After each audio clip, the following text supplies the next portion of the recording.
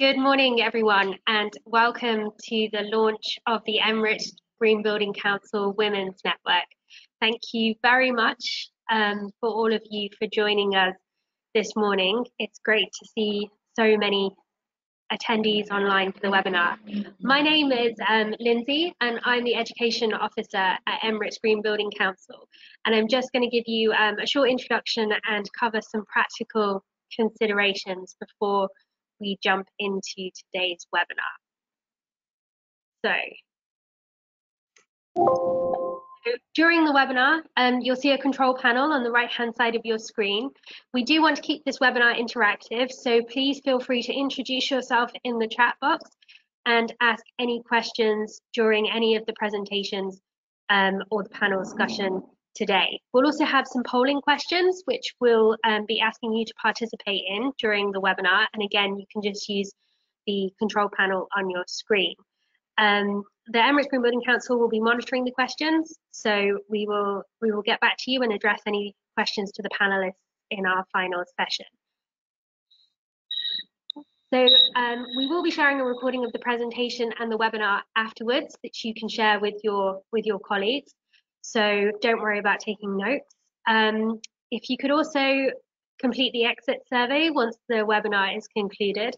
And please do follow us on social media and get involved in the conversation using the hashtag EGBC webinars.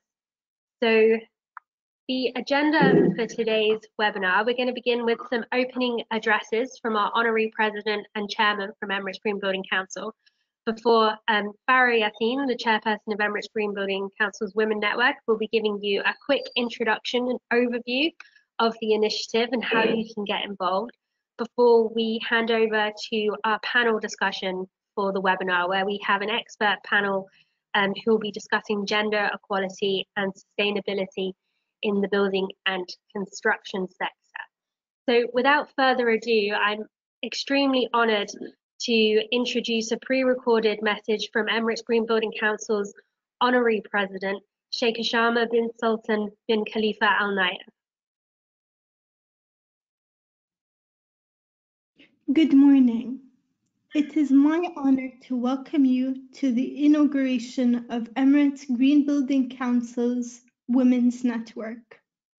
While I cannot join you in person, I am confident that this network's outcomes will be both insightful and enlightening. A change is needed in the construction industry, not only to move towards a more circular economy, but also to increase female talent in a traditionally male-dominated industry. In this decade of action to achieve the United Nations Sustainable Development Goals, we need all hands on deck to solve one of humanity's greatest challenges, climate change. We need to come together to inspire others and encourage more conscious consumption. We need our built environment to be carbon positive, people positive, and environment positive. I have long believed that because of our purchasing power, women have important roles to play in promoting sustainability. When I heard that Emirates GBC, in partnership with Saint-Gobain, will soon be launching a first-of-its-kind regional report on air quality in schools, I realized that mothers have a very important role to play, not only in the houses they live in, but also in the schools where they choose to enroll their children. My hope for this platform is to foster a supportive ethos, one where women and men can collaborate to build sustainable bridges together, and where we can support each other in order to climb up the career ladder. Thank you.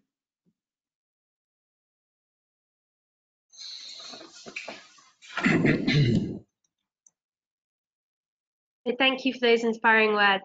I would now like to introduce His Excellency Dr. Ali Al Jazeem, Chairman at Emirates Green Building Council, to say a few words. Thank you, Lindsay. Thank you, everyone, for being present. Thank you, Your Highness Sheikh Hashem bin Sultan bin Khalifa Al Hayyan, Honorary President of the Emirates Green Building Council. Your Excellencies, ladies and gentlemen, very good morning to you, and I would like to thank you all for joining us today as we launch the Emirates Green Building Council Women's Network. Her Highness Sheikh Hashem presented an insightful view into the role of women in promoting sustainable development. Thank you for the inspiring words, Your Highness. Today, we are honored that we are making the ambition of nurturing women champions in the sustainability sector a reality with the Emirates Green Building Council Women's Network. This webinar is indeed a showcase of the capabilities we have built to ensure that our nation's sustainability agenda is truly inclusive and driven in equal measure by women and men.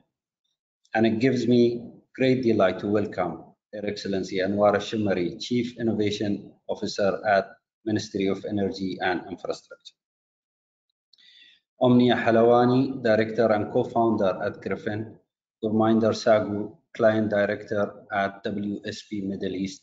And Raka Roy of Galadari, Legal Consultants for this panel discussion. Ladies and gentlemen, at Emirates Green Building Council, we believe that our dedicated women's network is an initiative that has come of age. While women make a majority of our team at the Council, and there is a strong representation of women in our membership base, we believe that creating this platform is important to encourage and promote gender equality in the green building sector.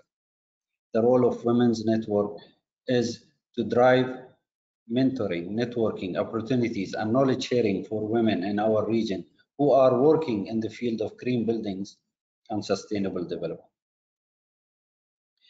By enhancing women engagement and supporting female sustainability professionals, we aim to promote a stronger and deep-rooted culture of inclusivity, diversity, and women leadership in sustainability. The role that women play in promoting sustainability, energy, and food security is already well documented.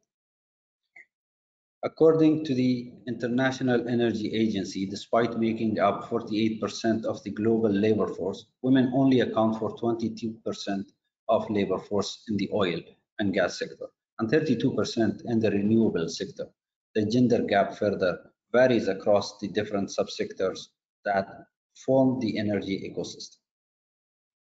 The UAE has already achieved significant gains in gender equality, especially through the setting up of gender balance at the Council. We have the world's youngest women ministers and the cabinet and Federal National Council with a strong women representation. But there is never a finish line when it comes to integrating women into governance and business. The challenge we face in increasing the representation of women, especially in the green building sector, is the need for strengthening awareness about the sustainability agenda and in driving on-ground participation. An increasing number of women are choosing science, technology, engineering, and mathematics subject, STEM, for their academic studies, as reflected by the 56% of the UAE government university graduates in STEM being women. We feel it is important to have an industry platform to reflect the existing female leadership and emerging talent in the industry in the region to connect and empower the industry to gender equality. The Emirates Green Building Council Women's Network will provide the opportunity for women to enhance their skills network with senior leadership at various organizations and learn more about sustainability and green buildings in the MENA region. Our goal is to accelerate our progress in achieving the United Nations Sustainable Development Goal 5, achieving gender equality and empowering women, especially in the sustainability sector. This will further support the UAE's commitment to the Paris Agreement and to achieve net zero building by 2050 through inclusive grassroots support championed by women. I take this opportunity to congratulate Farah Yassin, Vice Chair and Board Member of Emirates Green Building Council, who will chair the Women's Network. The Emirates Green Building Council Women's Network is open to all our female individual and corporate members, and we invite all existing members to sign up today. We would like to thank WSP for their support as the first EWN champions. That is invaluable in allowing us to provide this important platform. WSP have been leading the way in gender equality within their own organization and the wider sector, and we welcome their support and expertise. I wish the network all the success, and I look forward to supporting its exceptional work in the coming days. I thank you all once more. Thank you very much.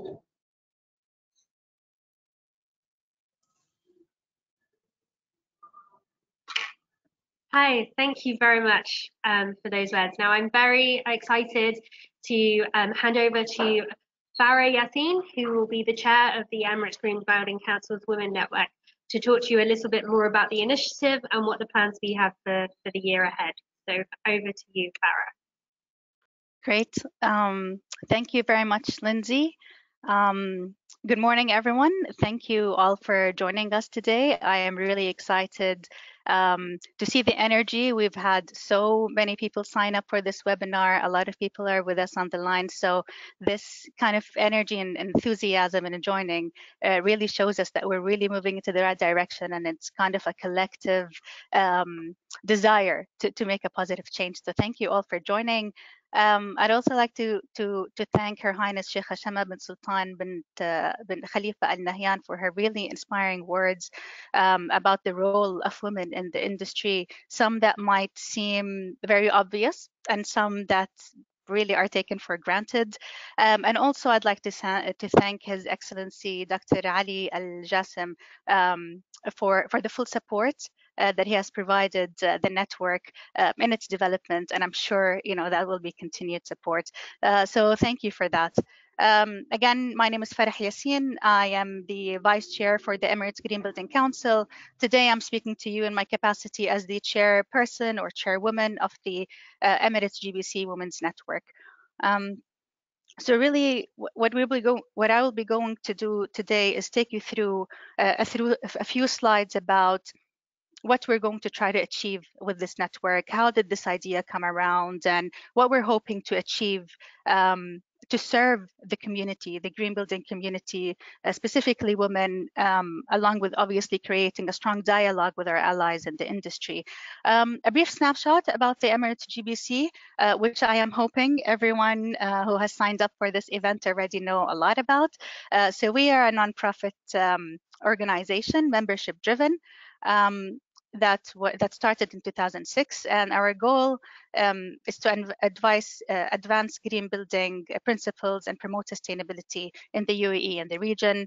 Our mission, which we would take very seriously and we're very proud about, is to be a catalyst for collaboration and a hub for excellence to promote sustainability in the built environments in the UAE. And our vision, obviously, is to support the UAE in becoming the global leader for sustainability in the built environment. And having said all of these things, it's important to remember that sustainability covers social issues, which includes gender balance, inclusion, and diversity. Not only gender balance, but as well as minorities and focus on diversity in general. And with that spirit, the Emirates Green Building Council is now also looking at introducing an initiative that is going to support that goal. If we take a step back and look at the international scene, the United Nations Sustainable Development Goals number 5 clearly focuses on gender equality. It calls for the full participation of women and equal opportunities for leadership at all levels of political and economic decision making. Obviously, the UAE is one of the supporters and participants of the Paris Agreement, and we take this very seriously, and we're working towards ensuring equality. And then taking it, zooming in a little bit more on the UAE context. If we look at gender balance and gender equality in the UAE, we're actually, I would say, comparable to many international, many global countries in the world. I think that is shown by, well, first of all, let's say if we're looking at the council, the leadership in the council, the office team at the council, look at our members, and then going out to government, other government positions, private and public. We actually have a lot of women in various industries, and that's something that I think we should all be proud of. To support that, to support gender equality in the UAE has created the Gender Balance Council as the federal entity responsible for developing and implementing the gender balance agenda in the UAE. So we specifically have a council to support that goal. And some of the objectives of the council are mentioned on the screen, to reduce the gender gap across government sectors and enhance the UAE's ranking in global competitiveness reports on gender balance, promote gender balance in decision-making positions, establish the UAE as a role model for gender balance, which I believe has already happened, and we are only improving on that, and obviously promote the UAE status as a benchmark for gender balance legislation. So if we then take that and go to a little bit of more statistics of what we as a nation, as a government have managed to achieve, here are some really inspiring numbers that I hope that we are all proud of, where the UAE ranks as the first out of 132 countries in Women Treated with Respect indicator in the Social Progress Index 2015 report. And as Dr. Ali has already mentioned, 56% of the UAE's graduates in science, technology, engineering, and mathematics, STEM, at government universities are women. The UAE is also the first country in the Arab region to introduce a mandatory female presence in boardrooms, and we see that very clearly. That is very representative, and we see it in various fields and domains in government. And there are over 23,000 registered businesswomen in the UAE running investments worth 50 billion. And if that doesn't show how, that basically shows how much trust, how much respect, and how we really acknowledge how important the role of women is in our industry. So when we then zoom in a little bit on gender equality in the construction sector specifically, which is very known to be male dominated, not only in the UAE, not only in the GCC, not only in the Middle East, but globally. We actually struggled to find some statistics about the number, let's say the statistics about women that work in the building and construction industry in this region. So it was quite scarce. But even globally, when we looked, the numbers were also challenging to find, but also it shows that we have a long way to go, not necessarily only in this region, but globally. So if we look at a report that was produced by the UK's Chartered Institute of Building in 2017, it says that women make up only 13% of the construction sector workers, a number which has not changed for 2 decades, with only 2% of workers on site being female. And moving on to the renewable energy field, which would be very close to the green buildings and energy efficiency fields, that we do see a rise in that number. So that's 32% of positions, which I think is positive, and I do see that increasing as well in the region, and that was reported by PwC in 2019. So it's clear from the numbers and the information that we have just discussed is we, as the UAE, should be very proud of all of the advancements that we have made for gender equality and gender balance in various fields. And then what is also clear is that the building and construction industry has still a long way to go in ensuring that there is gender equality. And having looked at the numbers or trying to find the numbers in the Middle East, we noticed that that is actually a big gap, and we have decided to tap into our wider network and try to actually put together statistics to be able to quantify the number of women who are working in the building and construction industry, and hopefully that would even enhance the discussion of where we're standing now, so that we can measure and monitor where we are now and see how we can take that to the next level.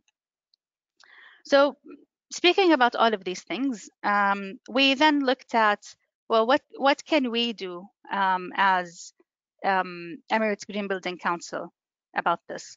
And the idea really came about when I'd say Huda Shaka, who was also serving as a member on the EGBC's management committee.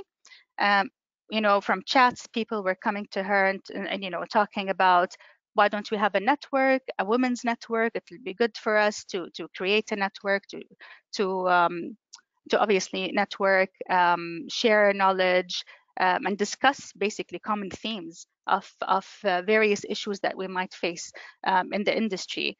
And that is how the idea of the Emirates GBC Women's Network was born.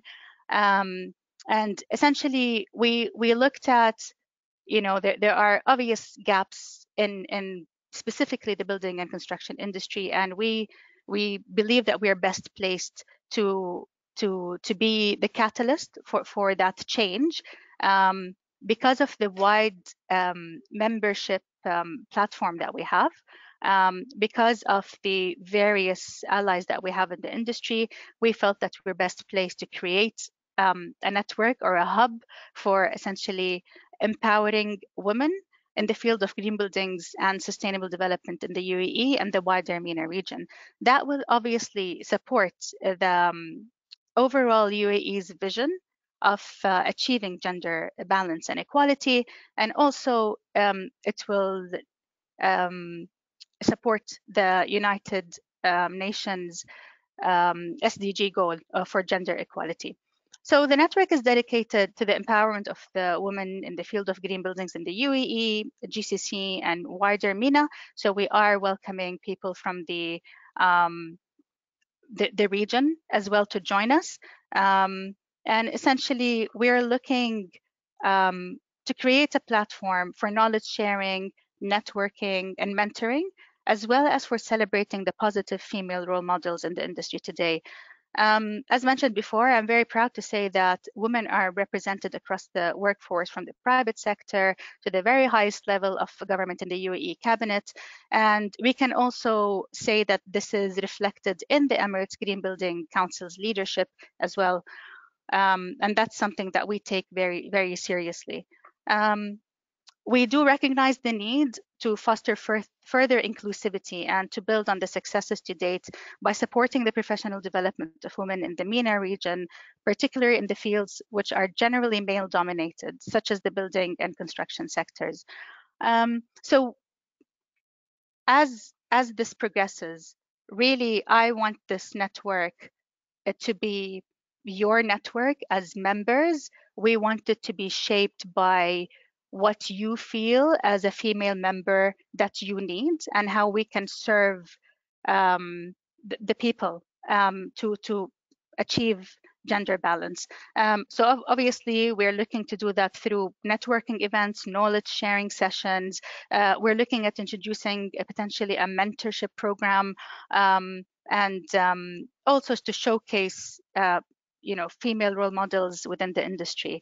Having said that, I think it's very important to recognize the importance of introducing the dialogue of the role of our male colleagues as well in this conversation.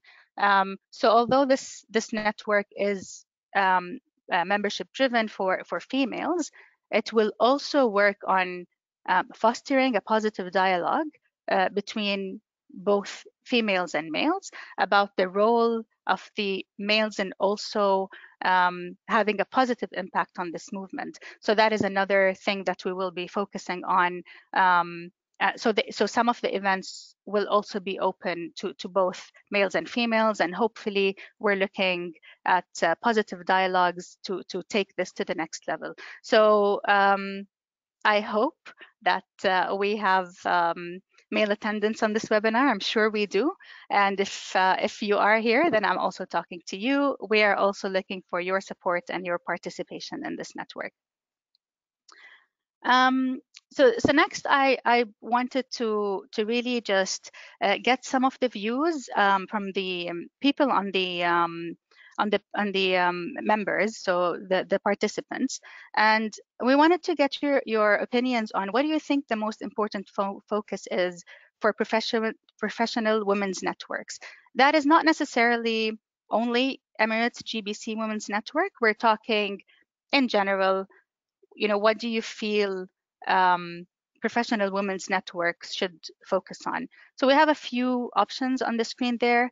Provide an inclusive platform for women to network, raise awareness and discuss solutions for issues facing women in the industry, focus on technical and professional development of women, mentoring and support for women and professionals, celebrating and championing female role models.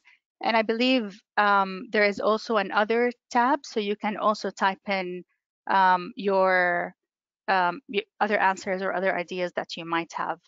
So I think we'll give it a minute, or Lindsay or Jason, if we have enough results, we can also present these. We'll just give everybody just a few more seconds to vote. Thank you.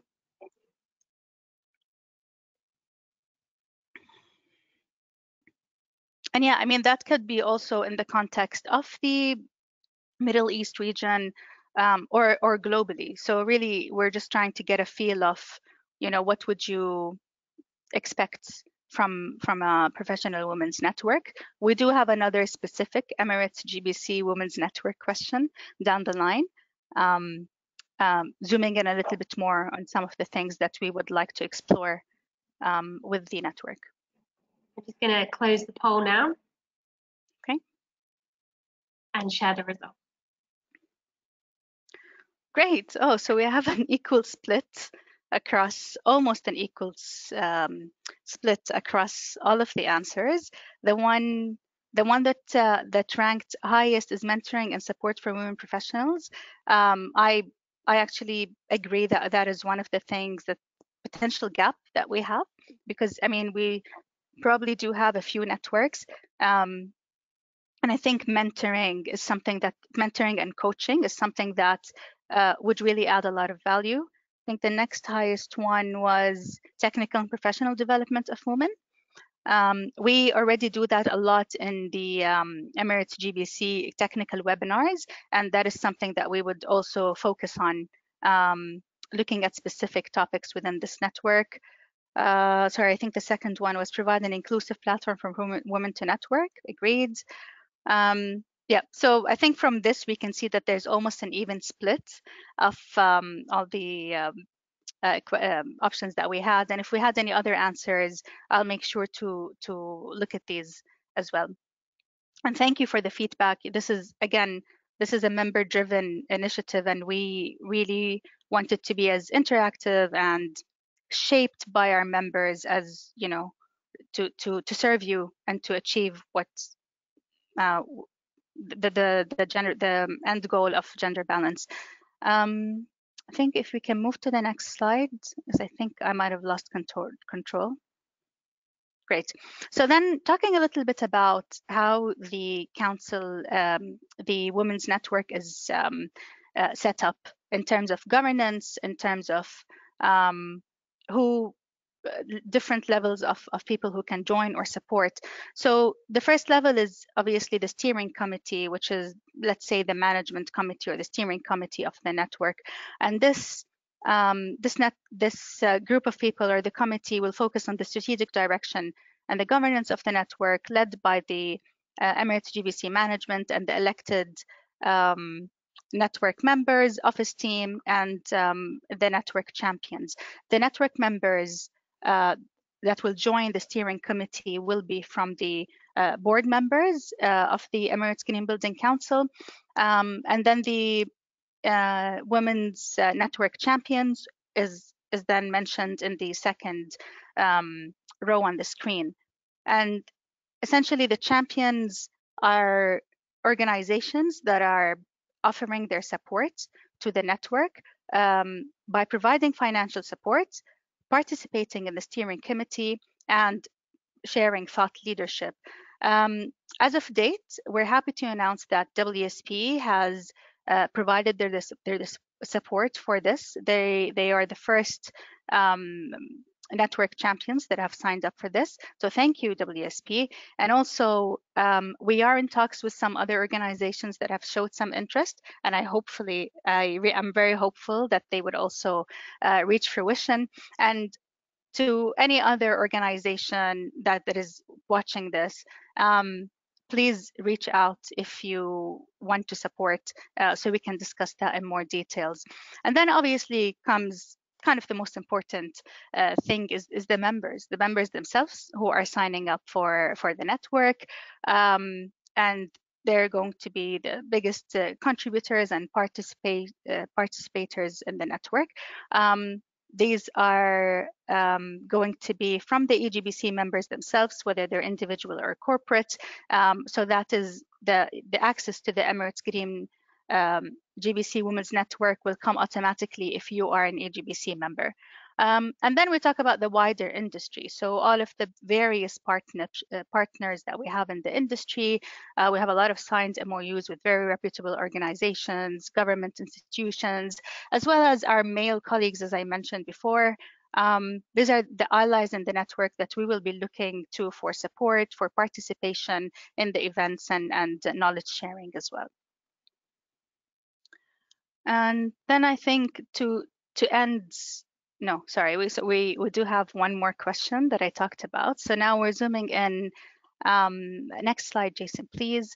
We're zooming into the what do you want to get out of this network? So as an Emirates GBC Women's Network member, what activities would you most like to participate in? So we've put a few options there, but then please feel free to add any others that you might want us to consider. So some of the the options that we have on the screen are networking events where I can meet women in the industry, tailored trainings and workshops, mentorship opportunities, social media campaign, and showcasing women in the industry. So that is a more Emirates GBC Women's Network specific question. What would you like us to offer? What are the various things that you are looking for from us as a network to provide? I think we'll give it another minute, Lindsay, before we show the results.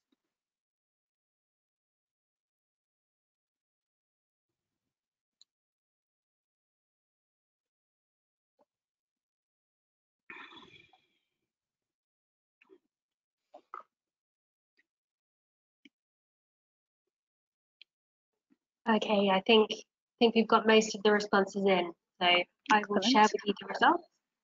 Okay, thank you. Okay, great. So networking where I can meet women in the industry seems to rank higher.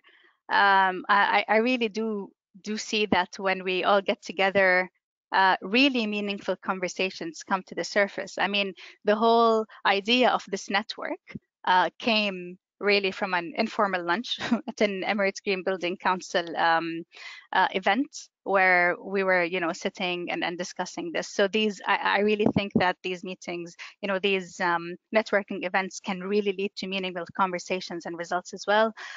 Tailored trainings and workshops, which aligns very much with the technical and professional development that we saw in the other question. Again, mentorship opportunities, that's another one that ranked high as well in the previous poll. So these seem to be the three main network activities that people would like to participate in, and again also showcasing women in the industry. So thank you for the feedback. I think that is really helpful in helping us shape the next few events and initiatives that we will be working on as time progresses to engage with all of our members. And with that, I will talk a little bit about how you can join the network. So to start with, all female members of the Emirates GBC, whether you are an individual member or you're a corporate member, you are eligible to become members of the network at no additional charge. We have the link which you can use to register. I think we already have quite a good number of people who have registered from the announcement, since the announcement of the network in last November in the Congress. So that is really positive, and I think the numbers are also increasing, which really shows that there is a gap and that we are trying to fill. So thank you for everyone who has signed up, and for everyone who has joined this webinar and feel like this would be useful, please also take a second to register. We're also looking obviously for network champions. As we said, right now we have WSP on board who are supporting the network with achieving their objectives, and we look forward to more organizations joining us to support the network. And I think with that, I'd like to end to say I hope my passion towards this cause is evident. It is something that is very close to my heart. Obviously, I've been in the region and in the industry for enough time to experience various situations where I feel like we really could be making a big difference with a few tweaks. And I hope you feel the same. I mean, there's a lot of energy. We actually had around 130 people sign up for this event, which was very, very positive. So thank you all for that. And I wanted to just end on a note to say again, a quote from Ban Ki-moon, who's the former, I should have said, UN Secretary General, who said, "Achieving gender balance equality requires the engagement of women and men, girls and boys. It is everyone's responsibility." So really, we all need to be responsible and accountable for our actions and ensure that we are fostering and promoting gender balance and inclusivity and diversity. So that was it from me. That was a short introduction about the network. And with that, I will conclude the presentation. If there are any questions, we can answer them at the end of the webinar after the panel discussion.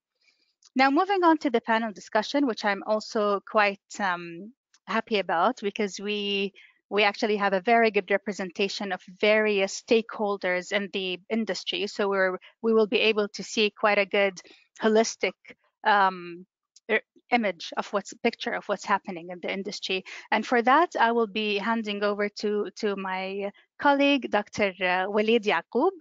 So for those of you who still don't know Walid Yaqub, he has joined the Emirates Green Building Council as the director of the council earlier this year, when I think everyone knows now that Laura Shrake, who was with us for 10 years, has left. So welcome, Dr. Walid.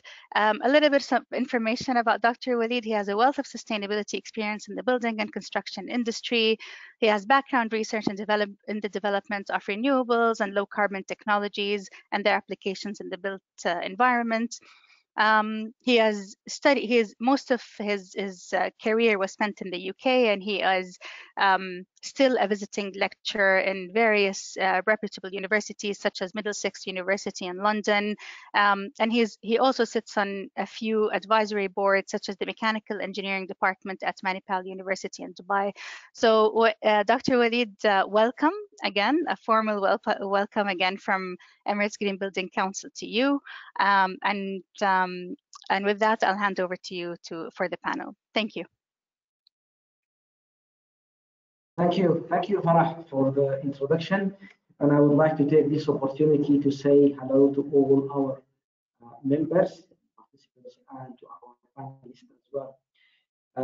To give a quick background, I started my career in the building construction industry about 2005, 2006. So I have been working in the building construction industry for nearly 15 years. I start my career in the UK, as Farah mentioned. When I moved to UAE in 2012, between UK and UAE, I had the opportunity to know and work with many professionals in the building construction industry. Some of them are consultants, engineers, and architects as well. Some of them are also currently our members with the council.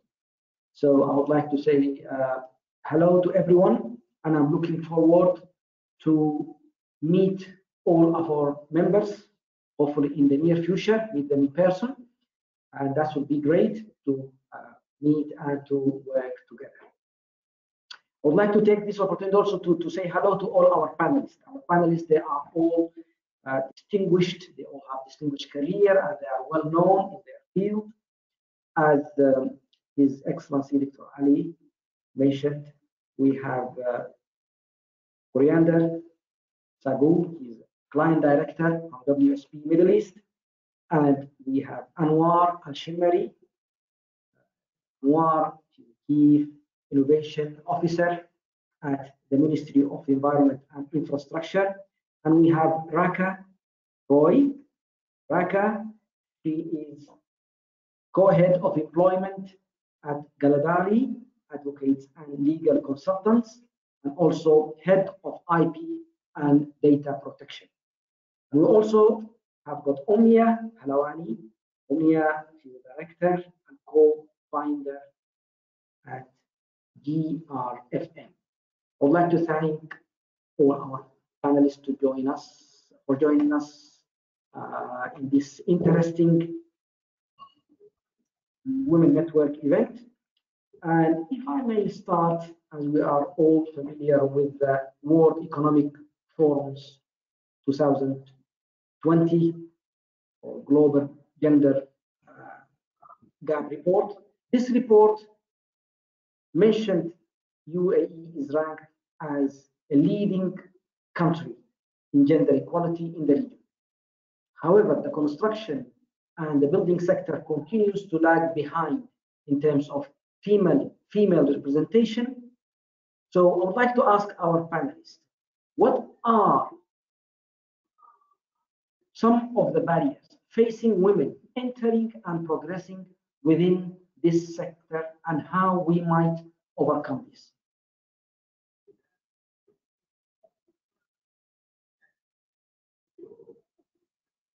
Thank you very much, Dr. Waleed, and Your Excellency, Dr. Ali. This is Gurminder Sagour from WSP. I'll take this question to kick things off and to get proceedings going. I think it's quite an interesting question in terms of the construction industry. I just want to revert back to one of the points that was made at the start of this session by His Excellency Dr. Ali. That the construction sector fundamentally is made up of a number of very broad subsectors. So everything from oil and gas to architecture and buildings to highways and infrastructure, all the way down to some of the basic infrastructure we need, like sewage networks, etc. So it's quite a broad subject matter to cover, firstly, and then secondly, within the subject sphere of the built environment, there are different roles that we all play, irrespective of our gender or our diversity. We either operate as government entities, we either operate as consultants and designers, or we operate on site. We operate as construction workers on site. And all of these factors make up fundamentally what we call the built environment or the construction industry. And when you start looking at some of the small percentages of underrepresentation of, for example, females within this sector, I think we have to delve really down into some of the statistics of where those underrepresentation pieces exist.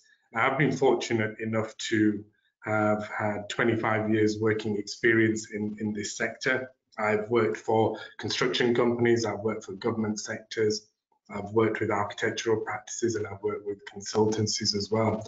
And actually, it's very interesting when you delve down into those sectors, actually the representation of gender changes depending upon which lens you are looking at and which area of the construction industry we are looking at. So my view, and really the view should be, we need to understand where we are successful in terms of gender and diversity within our industry and look at those pockets of success. And I think we need to also understand where it's underrepresented. And where it's underrepresented, we need to think about that underrepresentation.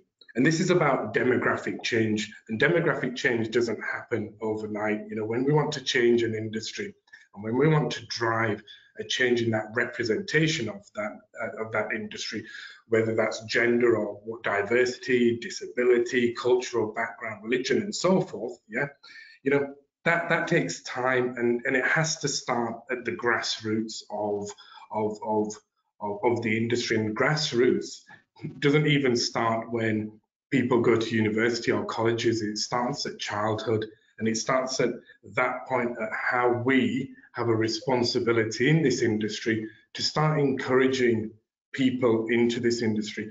Yeah, I've been on sites very recently in the UK and here in the Middle East, and it's very rare that you will have female operatives working on site. You know, these are even in Western economies. You know, I've been on building sites and housing developments where I've seen one female bricklayer, for example, and on a team of 200. You know, so the point that I'm trying to make is we need to get into understanding right at the beginning, how do we make these roles attractive, and how do we get a very fair representation of society in the various levels and various sectors of the construction industry. Indeed. Thank you very much, Commander. And it also reminds me, because when I started my career, we used to go to site in the building during the different phases of construction. And at the beginning, there were like less representation of women when we work with the contractor side, but it starts to increase this time after. Thank you very much. And just, if I may add, I totally agree with please. Thank you. Carmen there. Yes, I was going so to yeah, I've been here in the UAE all my life. I graduated from here, from the American University of Sharjah. But even before that, I'd say I was the only one in my high school class that chose engineering as a career. And in university, I don't have the exact statistics, but I think we were about 8 women out of 100 in the electrical engineering. So I totally agree that while we're seeing an increase in women interest in STEM, it's not across all STEM fields. Engineering specifically is quite low in numbers. Architecture might be higher, which balances out a little bit in the construction industry. But saying that, I think that from the poll that Farah has put early on, if I may add, as one of the most important focus that EWN should focus on is actually reach out to the schools, universities, increase the interest of women in the engineering and construction industry in general. When we have a vacancy announced by Griffin, I'd say less, like for every 10 CVs or even more of male applicants, I get only 1 woman. So the barriers start right at the beginning. It's just a natural that, okay, so you consider women, right? But in the end of the day, you will hire not to fill a quota. You have a quota. We all want to increase women integration in the industry and the numbers as well. But in the end of the day, you hire for talent, you hire for qualifications. This is the only way for business to succeed. So definitely getting to schools, getting to universities is very important. Of course, it has to start from the bottom of the ladder. Indeed, I totally agree with you. Any of our panelists would like to add, or if you would like to add? Sorry, Raka, I just kind of spoke across you there. So just one point I'd like to add. You know, we do have lots of success in this space as well, and it's very important that we recognise the success in this space. You know. And I have to say, you know, having worked in the UAE and the GCC region for the past 10 years now, I think it's really, it feels like a bit of a beacon and a benchmark, #1 for the GCC region. And I just believe globally, you know, I join lots of calls with Farah, for example, that are international calls. And it's really encouraging when I'm on a global call within our network just to see how we here in the Middle East, you know, very proud of representing the Middle East, how we actually are successful in many areas as well. So let's not forget the successes, I would say, and I think we need to build on those successes, and that's what these platforms are fundamentally needed for, really.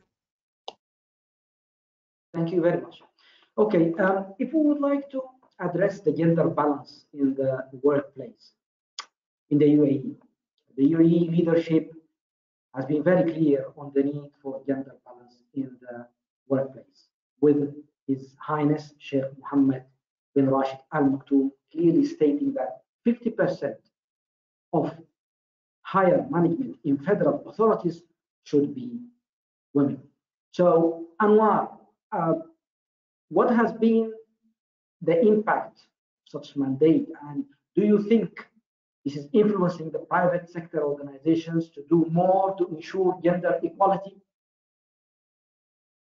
Thank you, Walid. Thank you, everyone, and I'm happy to join you today. Long time I didn't see Dr. Ali. It's an honor to see you again. To discuss this, we have to highlight that UAE always draw a benchmark, either for other countries or even for the other sectors.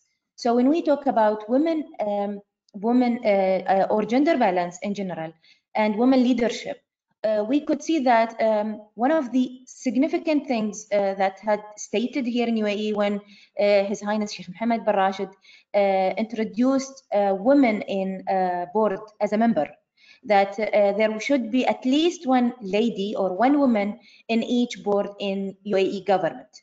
And I'm proud to be one of these ladies in UAE government as a member of His Highness Sheikh Zayed program. It's also important to understand that when we talk about 50% as women in government, I could say that in many entities, it reached more than 50%. Some entities reach 55 up to 60%. The fear of women going through some challenges because she's taking care of family, for example, or she has some responsibilities outside work. That fear might consider her less privileged than others in the private sector, but it's not. Women proved that they can work under very stressful conditions, under pressure. She could take responsibilities, many responsibilities during the same time. So when we talk about the private sector in this case, we have to highlight that women is not only when they take care of a matter or a subject, they really take care of it. I could say one example that 55 in one entity, in a specific entity, 55% of the employees were women, but 80% of the work was done by the women. So when we talk about percentage of work, percentage of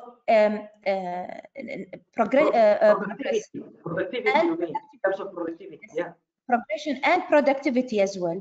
We're talking about as well the quality of work itself. I'm not saying men do less quality, but I'm saying that women have this multi-processor, I could say. Yeah. So multitasking, very important. Yes. But when I call it as a multi-processor, because they can process too many things on the same time. So in this particular part, I would really encourage private sector to consider women as a stake, as an investment, as an asset, basically. Because if the woman feels that there is a respect or there is an understanding of her circumstances, she will give more to that place.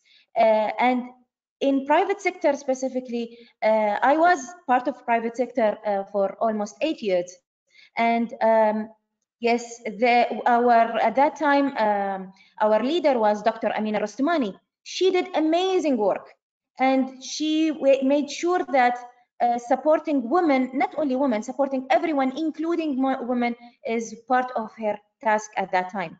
I learned a lot from everyone there, and I'm proud saying that The experience I got from private sector was tremendous from equally men and women. So I don't want to talk about gender balance to support only women leadership, but women cannot get there without the support of men and women equally. It's important also to highlight that when we talk about the construction sector, we cannot deviate the fact that we have many workers who perform work at site who are men. But if as project managers, we have many successful case of project managers who are women working on site. So yes, we have great cases in UAE. We have great examples, but we don't have them as information or data. I would also highlight that if we're having a platform with Emirates Green Building Council, it's important to deal with, for example, the Society of Engineers and all other societies who have numbers, entities that, the big companies and so on. They can support. They can support this. It's also important to highlight this as an awareness. So a company with significant number of ladies or women in the leadership, or as employees, not only leadership, they can also showcase their case as well. So we're talking about awareness, and we're talking about setting example, but it's not only about women leadership, because most of the women leadership got that support through men and women equally. Correct. Walid, if I can just jump in. Anwar, thank you very much. I think you shed light on a topic that's really important. First of all, you're 100% right about the statistics. Again, we struggled to get some of the statistics, but one of the things while we're setting up the network, and we noticed that there aren't many region-specific statistics, one of our goals right now is to make sure that we collaborate with appropriate entities and hopefully start producing UAE and region-specific numbers. So thank you for raising that, and we will definitely be taking that on board. But just another thing about motherhood and taking care of the house, I think it goes both ways. I actually to achieve true gender balance, well, first of all, we shouldn't see it as a negative. We are building the new generations, but also fathers are part of the equation. So men also need that support from whether it's private or public, to be able to play their role as fathers as well. And I think that the more we kind of focus on the role of both parents and parenting, and ensure that our organizations support that, we will achieve more gender balance. So I really appreciate you bringing that up, Anwar. Thank you very much. Thank you, Farah. Thank you, Anwar. And you brought very interesting thing about the contribution from institutes. As a member of the IMechE is an Institute of Mechanical Engineers. I've been a member in the UK. I've been a member with them for about 10 years now. Yes, they address the women equality within the institute, and I will be keen to try to share this information in the future. If we would like to talk about from the legal point of view, and Cara, I think, can you take us about all these mandates that's happening in the UAE? How this been reflected in legislative measures to ensure the organizations in both public and private sectors are ensuring gender balance within workplace? What's the UAE doing to ensure the best possible employment environment for women? Thank you, Walid, and a very good morning to everyone. Congratulations for the launch of such a wonderful initiative and network. Before even I start talking, I was actually, given the fact that we're talking about gender equality, I was looking at the mix of panelists that we have here, and I think that answers the question so positively. That we do have almost an equal blend of gender in the very panel that we are sharing this morning. Now going back to I will be mindful of the time, Walid. I know it's there's so much that we can actually cover so far as legislative measures are concerned, so far as the present mandate of gender equality is concerned. I'll try to bring forward a few stats which I kind of came across from World Bank's WEL index of 2020, and it was very I would say encouraging to see that in the last 45-50 years there's been an amazing percentage rise of around 63% of legislative measure that has changed so far as gender equality is concerned across the world. In terms of well, of course, this differs between the kind of legislative measures that has happened on the social front as well as on the workplace. There has been different regions which has reacted very positively so far as the changes towards the social laws are concerned, which includes domestic violence, family matters, inheritance laws, and marriage laws. Well, I would kind of share a few interesting stats which I kind of gathered. So, interestingly, in 1970, there were only 2 economies in Europe and Central Asia which had a law mandating equal remuneration for work of equal value. To the best of our knowledge, in 2019, it was a law which has been implemented in 38 out of the 49 economies of this region. So yeah, I mean, this is one of the positive stats, obviously, so far as equal remuneration in workplaces is concerned. When it comes to domestic violence, in 1970s, unfortunately, there was absolutely no economy which specifically addressed domestic violence, whereas in the present day, we have 155 out of 190 economies who have a specific legislation in place so far as domestic violence is concerned. Latin America and Caribbean Republic has literally reformed their entire asset indicator laws to bring forward the laws of inheritance in a unanimously and kind of to kind of bridge the gap between gender inequality. Yeah, I mean, in terms of workplace, there is a blend of workplace legislations which has been there specifically in certain countries, but of course it also comes with a blend of the legislation which surrounds on pay and on parenthood. I believe Farah and Omnia were mentioning about that some time back, that it's definitely important for parenthood laws also to kind of evolve so that this particular issue is addressed. Now, in terms of the workplace laws, we have usually seen that there is a major change so far as equal pay, equal remuneration of the job is concerned. Legislations have been implemented to kind of address this in a very large way.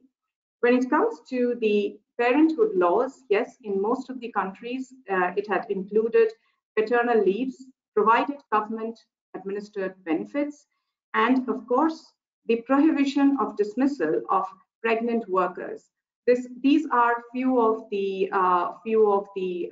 main elements which has been overtly stressed upon to be achieved so far as the legislative measures are concerned, so that a woman is not really forced to exit the labor force when she is planning a family or she is starting a family. In terms of UAE, I feel extremely happy and proud to say, as like my fellow panelists Omnia, Farah, and Anwar had just shared, that having worked in the region for the last 16 years now in the legal field, I hardly have ever faced the issue of gender inequality. In terms of the legislative measures which the government presently has taken up, of course, aligning with the mandate of the UAE governments to be gender equality to be one of the strongest mandates which the government has taken up, is the introduction of the Federal Law number 6 of 2020, wherein there has been specific changes which has been addressed so far as the prohibition and towards discrimination in pay is concerned. The cabinet resolution has actually come up in confirming that there will be a proper evaluation of the job and accordingly evaluation of what exactly can be expected out of it, irrespective of what the gender is, and accordingly that will be offered. So yeah, this has been made into a part of the law. There's been also a welcoming change so far as paternity leave is concerned, and male employees, like Farah mentioned, that it is not always laws which needs to change towards women. There is also laws which can actually unanimously change to help male employees to bridge the gap and bring equality on the table. So in this case, UAE laws have actually allowed paternity leaves for male employees at the time when they attain parenthood. The other welcoming change, which we have seen in 2020 again, is a change on the personal status law, where I would say that this is definitely something which would go a very long way in showing the progressive amendments which the country is looking at. Now, the personal status law previously had towards the husband's right a law which demanded that the wife should have a willful obedience towards the husband. Article 56 has now been completely repealed in 2020, which typically has freed the wife's obligation towards such obedience. And this definitely has taken a departure completely from what was the thinking of the legislature earlier. So yeah, I mean, kind of wrapping this up, we do see that there were already quite a few, I would say balanced implementation of this particular mandate in the labor law, in the general employment laws which were there. I believe 2020 has actually got this more closer towards this mandate, and definitely deployment of the ministerial levels and the appointment of women at different mandates we've seen in the country also indicates that it's a progressive change, and we are kind of going forward towards something more positive. Yeah, that's from my side, Waleed, and I'm going to be more than happy to address any questions maybe towards the end of the session. Thank you very much. Right. Thank you very much. At the end, all the ideas and all the plans and towards the gender equality, it has to come to you guys to put them on the ground, to implement them legally, and to put them in the legislation. It has to come to you. And one more question, just to add: if you think if the person who is carrying or responsible for the legislation, will it make any difference to put all this legislation if he is a man or a woman? Is there any difference? Or it doesn't make? To be very honest, I always am somebody who thinks that it is about the candidate. It is about the individual and the quality and the qualities and the requirements that particular role demands. So I would say likewise when it comes to somebody who's planning legislation, keeping in mind of the way the country has kind of gone ahead with this mandate, I don't think that would ever matter. I'm quite hopeful. I'm absolutely sure that irrespective of whether it is a man or a woman, it will be addressed very well. Thank you very much. And in the construction industry, we know that most of the big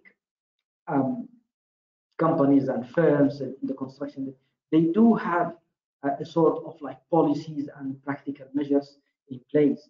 So in WSP is a major player in the globally and in the region as well.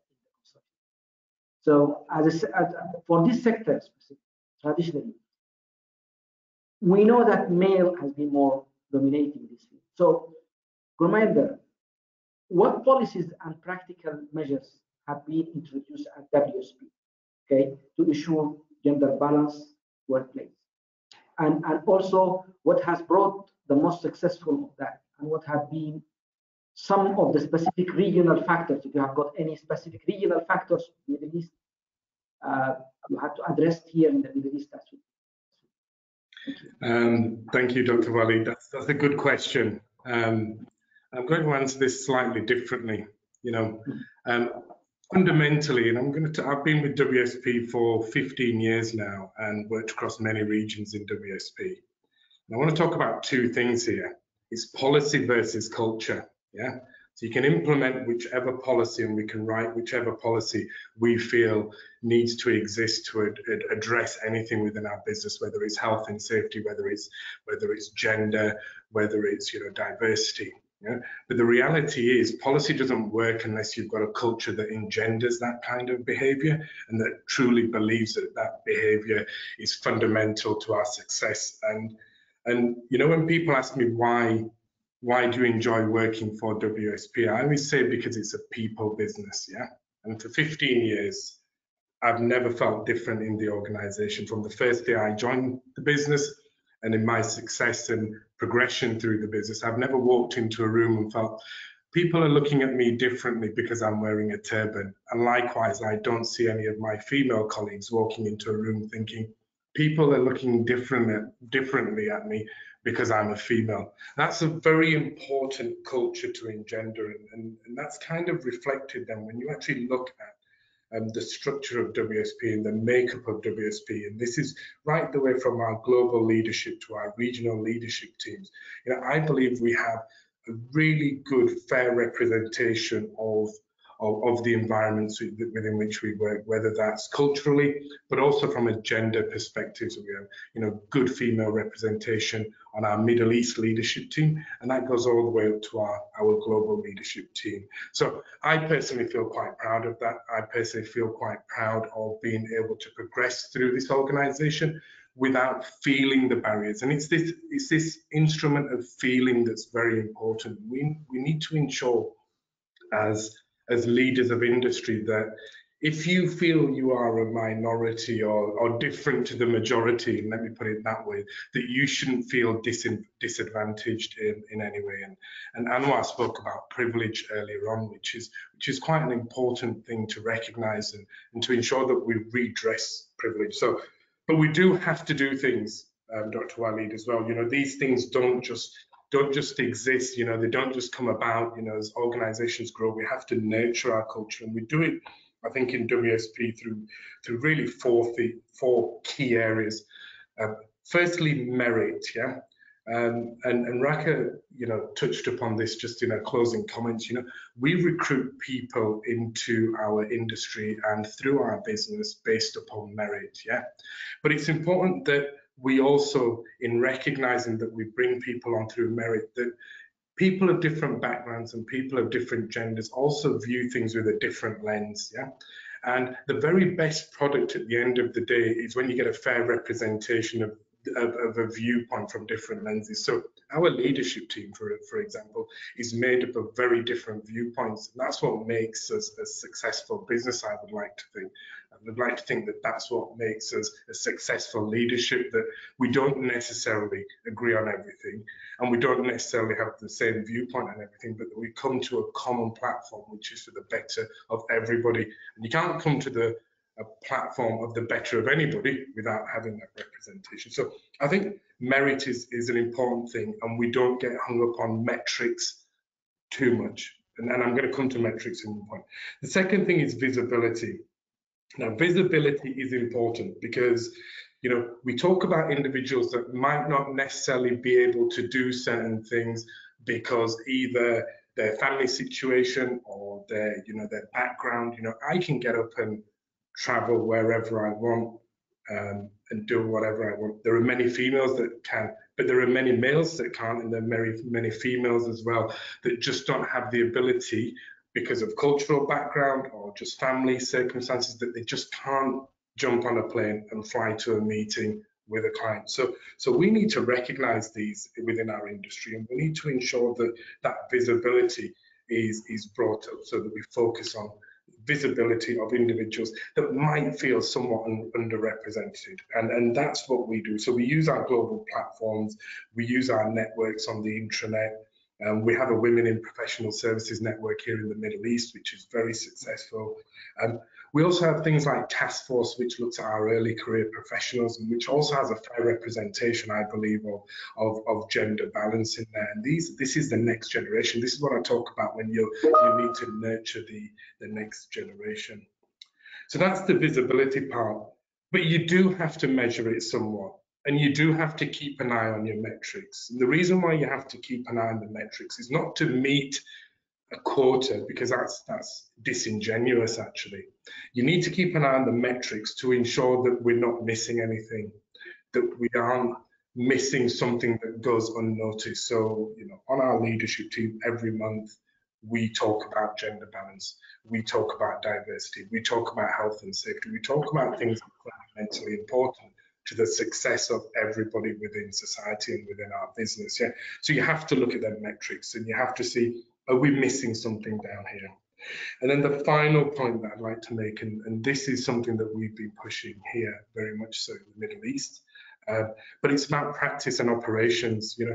While we may not have within our organization, or we don't experience many female operatives out on site building and constructing, what we do see a lot of, and as was mentioned earlier by Anwar, we see lots of project managers, we see lots of architects, we see lots of interior designers, we see lots of engineers, lots of female representation in the consultancy and design part of our business. And we've really pushed that recognition to our site teams and contractor teams and clients to ensure that the facilities that exist are equitable, so that we can send members of our female organization, members from WSP, people like Farah, out onto site, knowing that they will have the requirements that are needed, simple, equitable to men. So the prayer rooms, that there are female prayer rooms, there's a male prayer room, that there are simple things like men working out on site have a shower facility, so they can get, we want them same facilities for women, not just a single toilet what a female can use. That's a different world. That was 10 years ago. So very much like health and safety, if we don't push the boundaries, and if we don't ask, our clients and contractors and this construction industry to respond, then we won't progress forward. So that's how we would look at it at WSP, really. Thank you. Thank you very much, Amanda. And also, this is reminding me of something. Sometimes in the construction industry or the construction in general, there are like hidden things. And you kindly mentioned keep an eye. That's very interesting, because there are few things which could be quiet. You don't know unless you approach them, you can't try to find what's going on, especially the cultural. So that's really very important. Thank you very much for that. Thank you. And if I may address this question to Omnia, please, and as a successful director, and I've got successful consultancy and successful business here in UAE, amongst other growing number of women in leadership and board level in both the private and government sectors. We are also seeing a rise in women completing STEM courses at university level. We talked about we have to start from the bottom of the ladder, which is very interesting.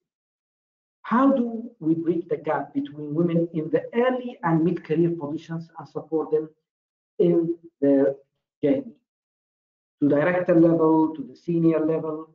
What are some of the opportunities and challenges you faced in your career history, faced in your career in the past?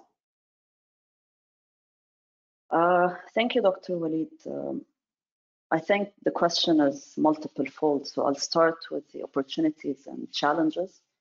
I don't think at today's age of advancement in and awareness and fight for gender equality that there's really a real barrier to entry into the construction industry. And I don't think that there is a significant percentage of employers that would favor males over females. Just that. It's more of the number of applicants, as I said earlier, and now when we talk about challenges and opportunities, I honestly do not think that I've faced any gender-based challenges.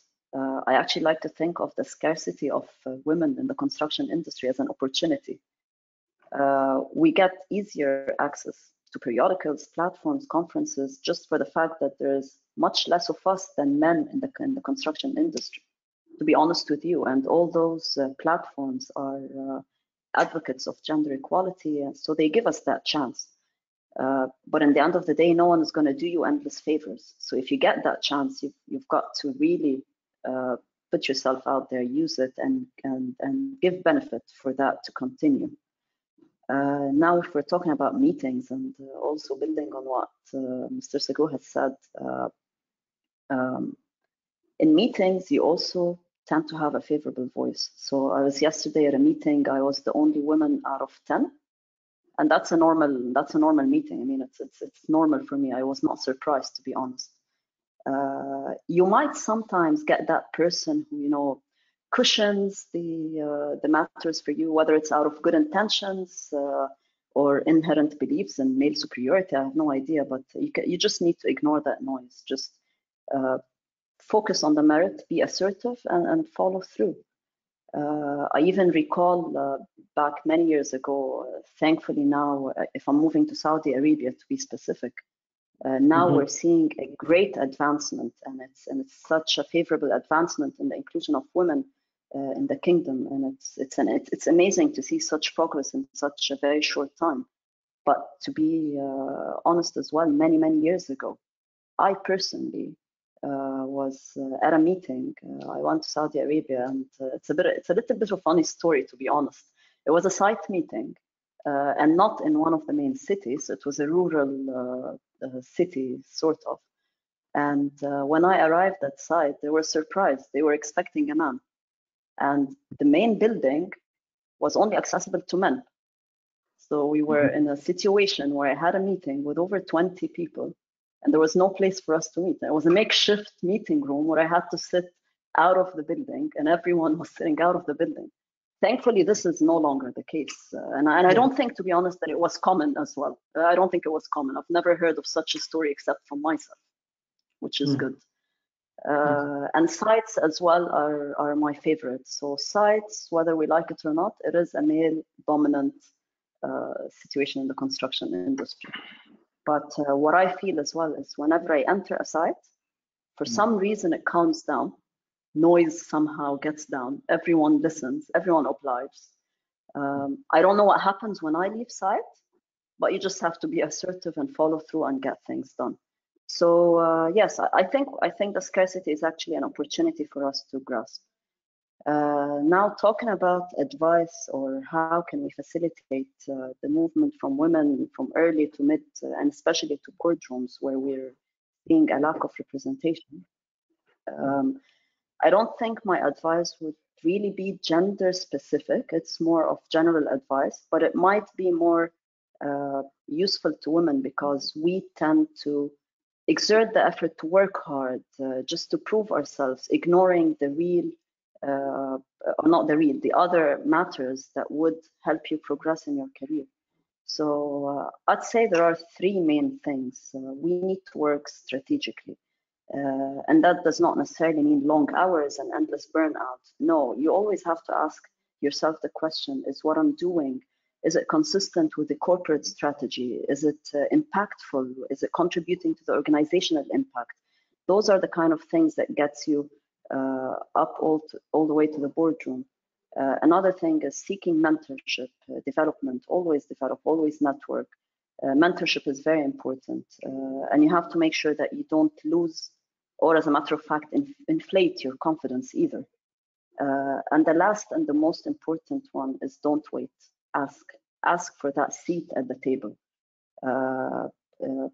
If you either ask for the seat and progress or move on, you don't need to, you don't need to wait. We women do not tend to do that a lot. And this is, by the way, what drove me to found Griffin. So in my previous job, I asked for that seat. When I was denied, I just moved on. I ventured out immediately. I'm not ready to waste my time in where I'm not going to progress. So just be assertive and be aggressive about the career progression. Indeed. Thank you very much, Unia. And this reminds me also of some challenges we used to face while working in Saudi Arabia in the past, which it's all now progressing and moving in the right direction. When we used to have a task working in some projects, the team is mixed, women and men, and we have to be careful when we're taking any task, whom can go where, if you see what I mean. In the past. But this is all changed now, which is really interesting. Very good. Anwar, we talked about productivity. You kindly mentioned that the high percent, or like if we have got 50% of women in a certain workplace, they actually do about 80% of the work, which is very interesting. We would like also to know more and hear your opinion about innovation. Okay, so innovation in the field of the built environment in general, flourish and progress. How do you think diversity and gender equality in the workplace will help innovation, and the role of women also to help innovation? I believe His Highness Sheikh Mohammed bin Rashid Innovation Center had set a goal in the region. When it comes to numbers, I cannot, to be frank, I cannot say that women are more than women, but based on the my friends who I made during my study there, I believe women are more than men there. As studying innovation. When it comes to the application of innovation in the entity, innovation deals with every single employee. It's not about a chief innovation officer, it's not about a team, it's not about a technology or a tool. It's about how to make things shorter, faster, with more efficient way, giving you the optimum results. So innovation is not about new only. It's also about how to improve with a significant improvement. When we talk about development or improvement, innovation, we're talking about setting a ruler. If things are improvement, I would consider them personally below 20% impact. But anything above 20% impact, I consider it innovation. This is my own way of defining innovation for today. But innovation is about evolving and changing as well. It's about impact. It's about setting, impact, and how can you spread it? The wider you spread it, the bigger impact you create. And definitely, innovation is not only about core business. It can be in support services as well, in HR, in finance, and in all aspects. So innovation is not related to gender. It's neutral totally, I consider it, because it relates to every single employee in the entity. Yes, yes, it's more about the whole system rather than gender. Thank you. Thank you very much. I think now, Lindsay, do we have questions from the participants and our audience and participants? Hello, Lindsay. Yes, I think Dr. Walid, we did get a question. Can we address why we need women in the construction and building industry? What will women bring that is different to the table compared to their male counterparts? So this is for the entire panel. Who would like to answer? I think all of us would have different views. If you may allow me to start here. Please go ahead. Because I will have a meeting just, after this immediately. So I would love to just maybe to conclude my opinion here. Women, they would bring something more related to having different things on the same time. I said that I have to say this again, because they can think about too many things, and they can think about the consequences as well differently. I always have this dilemma with my husband when we want to give a direction. So when I use the Google and I give a direction, I give it totally different from him, although both of us are urban planners. So both of us have this, we have the same knowledge, but I use the maps differently. And when I use, the navigation on the car, I use it as if I'm navigating through the globe. So the car moves, not the globe, while he uses it the opposite way. And we always have this struggle of how we see things differently. And I believe we give the other perspective as well at work. Yep. Do you allow me to have a word, if you don't mind, please? Please, Dr. Ali. First of all, I would like to thank all the participants for their time, for being present, and please continue to be safe during this difficult time, because we need you in our industry, we need you in our society, and we need you globally, and we need your contribution. So we thank you for your contribution today. Personally, I think that gender equality, I would say it does not exist the first 10 years of our life. We do everything together, we play together, and we enjoy the first 10 years of our life without any gender equality. So the gender equality does exist, but the differences does not exist. When we start having the physical differences and the last I would say educational years of our life, and then when we start our career, we throughout the history, and because of I would say cultural reasons, perhaps some regional religious beliefs, I would say regional thoughts as well. Because of these limitations and boundaries, we created that differences between the and those differences have been created throughout the history. But personally, I think that it does not exist. It's just what we want to do regardless of our gender. Of course, in every situation and in every industry or sector or position, there are few sacrifices that you need to do regardless of your gender. For example, if you want to be a president, or if you want to be an astronaut or a CEO or a minister and so on, then your gender, there are some social sacrifices that you need to do with your social life, your family life, where you can become successfully and differently successful. I will give an example of there are queens successfully differently. I wouldn't say that the president, male president, wouldn't be successful, but they are successfully differently. They do things differently, successfully.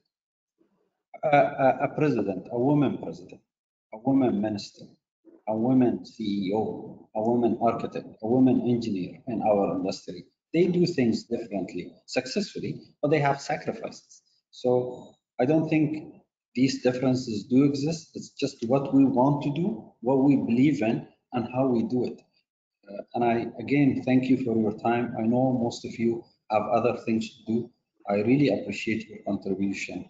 And it is good seeing all of you. Engineer Anwar, thank you so much for being present and for your contribution. Commander, thank you so much for your contribution. Raka, as well as Umnia. Thank you. Walid, Farah, thank you so much for this. I wish the Women's Network all the success, and please do contribute and give your valuable experts and expertise in this network. Thank you so much. Thank you so much. Thank you so much. Excellent. Thank you very much, Thank you, Dr. Ali, Alan. for these really inspiring words, and I definitely agree that sometimes there are cultural, religious, or barriers that we kind of create that may not exist. Thank you all for your time. Just some very brief concluding remarks. I know we've ran over a little bit, but I think we can all agree that it was a very engaging and interesting conversation that we've all had. Really, just to end, I think as we all said, we are in a very good place, and we are in a region, in a country where we have had a lot of successes in gender balance, and we, as Gurminder said, we need to build on these successes and continue to do better. I definitely agree that we need to start targeting STEM. You know, like Omnia, you talked about talking to students, and that could be a very good important area of focus for us. And then obviously culture, mindset. All of these different backgrounds, they could create some perceived barriers that we collectively can work on improving or maybe removing. Obviously, meritocracy is extremely important. We all agree that we need to hire and include people based on merit, but we also acknowledge that having diversity, people from different, whether genders, backgrounds, religions, statistics show that when you have a more diverse workforce, boards, you get better results. So therefore, that balance, you know, ensuring that you're hiring the right people for the job and also keeping your eye on the numbers is extremely important.